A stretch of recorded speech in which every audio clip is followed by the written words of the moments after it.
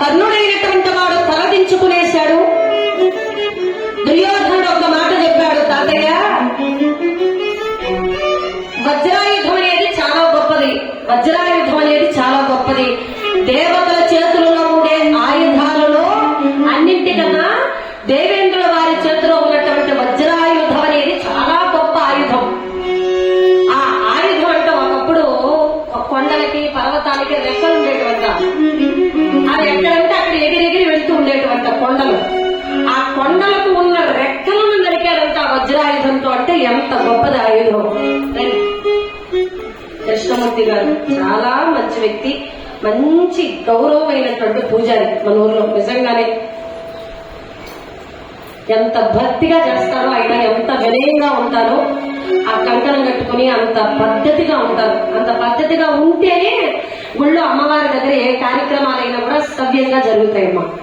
మనకి ఇక్కడ మన ప్రభాకర్ ఉంది కదా పూజారి, ఇంకొక ఆయన, ఇంకో రామచంద్ర పేర్లు ఉన్నాయి కదా వాళ్ళవి, వాళ్ళందరూ కూడా చాలా.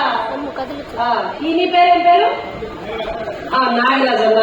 వీళ్ళందరూ చాలా మంచిగా ఉంటారు. ఇట్లా ఉండాలి. తిరిగి చూసేసరికి సెకండ్ లో తీసేసేటారు నా కుర్చీ. నేను ఒకవేళ కూర్చోవాలనుకుంటే ఏడబడాలా అంటే అంత స్పీడా అంటే సరదాగా నవ్వించడానికి అంటున్నా. అలా ఉండాలి. ఎక్కడ దాసగారు కుర్చీ ముట్టుకుంటారో మనం వెనుక అంత డావిడిగా అంత కరెక్ట్ గా ఉంటారు. దీన్నే రెస్పాన్సిబిలిటీ అంటాం.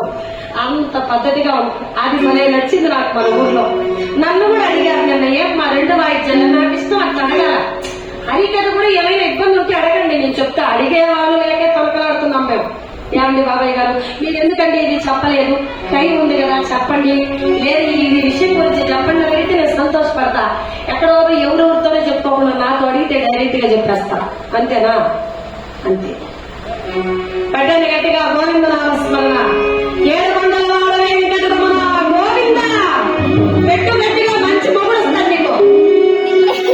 నువ్వు మాట దగ్గర ఏపించేస్తావు. నీ భావం చేసుకుంటావు, పెళ్ళి చేసుకుంటావా? జయ రాధికా రమణ గోవింద. కాబట్టి ఆ యొక్క సమయంలో వజ్రాయుధం అనేది భలే గొప్పది. ఆయుధం ఎక్కడ పుట్టిందో తెలుసా అమ్మా? ఆ ఆయుధం ఎక్కడ పుట్టింది అనుకున్నారు? దదీచి అనే ఒక మహర్షి వెన్నుముకలో నుంచి పుట్టింది వజ్రాయుధం. ఆ దదీచి వెన్నుముక అంటే రక్త మాంసాల్లో ఉన్నటువంటి ఆ యొక్క వెన్నుముక వజ్రాయుధం అయిపోయింది. అంటే ఒక సూతుడైనటువంటి కర్ణుడు క్షత్రియుడు కాడా అని ప్రశ్నించాడండి దుర్యోధనుడు దగ్గర.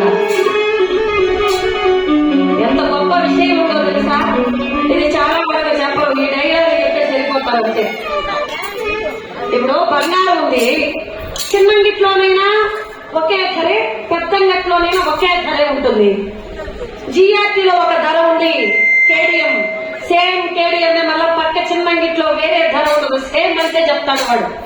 బంగారము విలువ దాని ధర ఎక్కడా తగ్గదు. శౌర్య ధైర్య పరాక్రమశాలి, మరి అస్త్రశస్త్రవిధుడు, కవచకుండల ధారుడైనటువంటి ఈ కర్ణుడు క్షత్రియుడు ఎందుకు కాదు?